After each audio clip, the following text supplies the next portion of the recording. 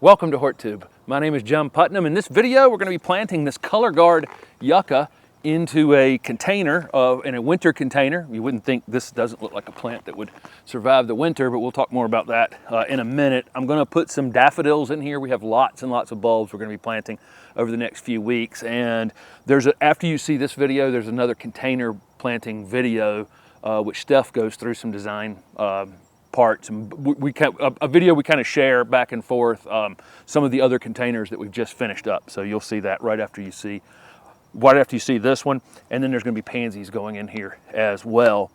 This container is one of these concrete fiber ones. It's got the so it's a little lighter weight to carry around, but I find these are pretty strong, and we haven't had any problem with them in the winter time, cracking. So for a shrub or a tree or something like that, I'm not using any kind of peat-based mix or anything that really holds a lot of water. So what I have in here, especially for something like this yucca, which would prefer well-drained soil, this is almost all pine bark with some compost. And this is when you flip your containers over for your shrubs and trees and look at the soil that's in it, it's generally some sort of pine bark mix, sometimes with a little bit of sand. A lot of times that sand is just to add some weight to the container to hold it, make sure it's not flipping over all day at the nursery. But for the most part, it's mostly pine bark, so shrubs and trees really love that. This Color Guard Yucca is super interesting, beautiful plant. This is Yucca Filamentosa, and you can see why it gets the name filamentosa, because it has the little filaments along the leaf edge. It's one way that you can tell these apart from some other yuccas. And also, Yucca Filamentosa tends to be trunkless, meaning that it doesn't become a tree like other yuccas. It looks more like a shrub, and it stays in this kind of shape, but it does get bigger. These can end up 4 feet by 4 feet over some period of time. Very upright architectural habit. This one's been in a little bit of shade, and this is what I see when I see yuccas and agaves and some other really sun-loving plants in some shade. They can lay a little flat like this and have slightly different leaf shapes than they would. These are hardy. Almost everybody watching can grow this plant. This is hardy in zone 4 to 10. I mean, can you imagine? This thing is hardy all the way up to zone 4. It just doesn't seem possible. And so it's a perfect container plant for those of us in zone 7 where we're looking for something that's a couple more zones hardy than our area. So this one will definitely survive the winter without any problem. These will flower in the early summer with a very rigid, upright spike of white or off-white flowers that hang down. They're about this big, and the pollinators really love them. But this is actually a native to the southeast. It looks like it'd be a native to the desert somewhere on Earth, but again, almost everybody can grow them. They're sand tolerant, meaning extremely well-drained soils. This is a plant that you want to let dry out between rains and watering if you can. It doesn't want too much water. It's also deer resistant, rabbit resistant, all the kinds of things. It's just a great ornamental plant. And what a pop of color this is. This is how this thing looks year round, except when it's flowering. It will, in a colder areas, it will take on a little bit more of a rosy color. Here, it depends on our winter, whether we'll see any of that rosy color kind of show up in the leaves. But this is going to be the centerpiece of this container. I had already added enough soil in here to get us up to where we need to be. I like to set my plants in, get my shrubs in and have them, just slightly below the lip here so that we have some area for water. I've actually got too much soil in here, so I got to dig a bit to get this one to rest. I'm going to put it right in the center.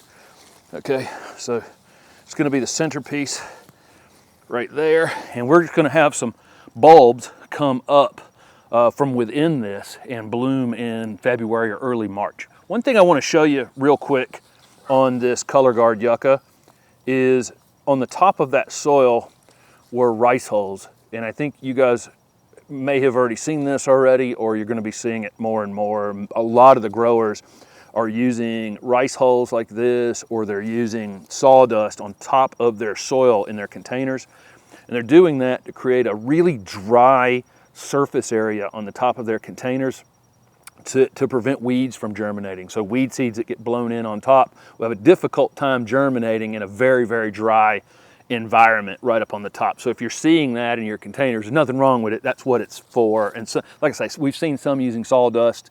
I saw one the other day using sawdust, but most of the folks are using rice hulls for this, and everybody's experimenting with it, but we're seeing it more and more. So it looks like it will be, it looks like it'll be a thing. The bulbs we're gonna use in this container, well, first of all, I was gonna actually put some pansies in here, but once I got this yucca in here, we just kind of realized it's enough, without, pansies are just gonna kind of look weird in here. Sometimes you're, you got a big plan and then you look at it and it doesn't work. You don't have to force it, right? So we're just gonna put the pansies to the side. They'll go in another project. Our bulbs weren't here when we shot the other container video that you're going to see after this one. So we're gonna go back on some of the containers that you'll see in the next video and dig down and put some bulbs in those as well. This daffodil is called Baby Boomer. These are nice bulbs. These are from Colorblends. Baby Boomer is one of the ones where you get the multiple flowers on the spikes. And so you'll get sets of 3 small yellow flowers on these. Avalanche was one of the parents of these, and we have some Avalanche in the front garden, which is a white version of this. These are fragrant, and they stay pretty small. These will only get about 9 inches tall, so they're gonna be right in this height range. Of course, this yucca is not gonna grow during the winter time, so they'll be sitting up here flowering in the spring and again, be fragrant.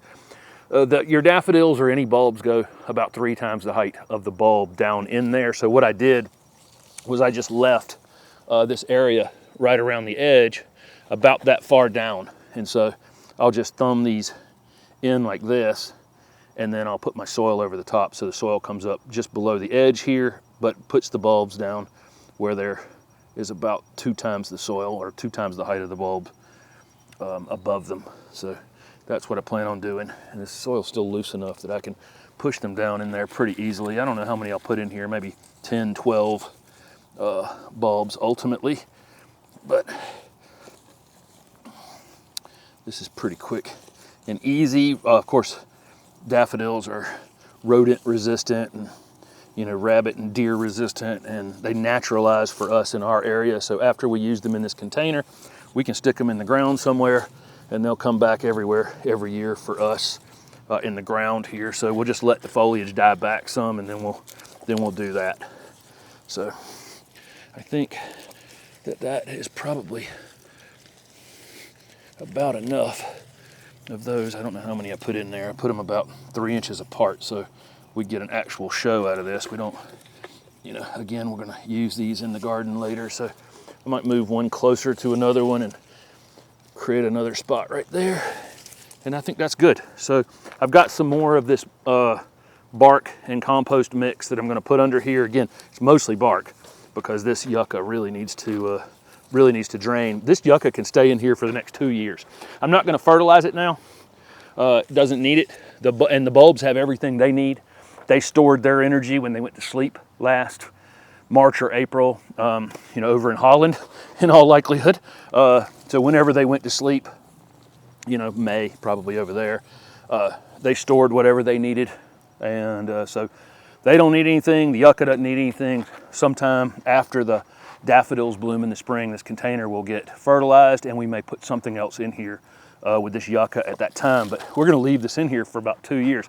There was a cryptomeria in this pot that I had for 2 years that I got from a J.C. Ralston event, a rare plant auction. It was Cryptomeria limeade, and it had just grown out of the container. It's in the ground now. If you're watching the tour videos, you'll see it in an upcoming video in the ground, I'm sure. But that's what we do, is we'll find something like this yucca that we can leave in the container for 2 years, or step up maybe once during that time, and just trying to figure out ways to save money, and then eventually it becomes part of the landscape or moves on to someone else's garden or whatever. So there you go. There's a Color Guard Yucca underplanted with some Baby Boomer daffodils. Again, you have a plan when you start something, and then the plan changes. But make sure you're subscribed to the channel, and you'll see that upcoming video with lots of containers that we did in a single video. Thanks for watching.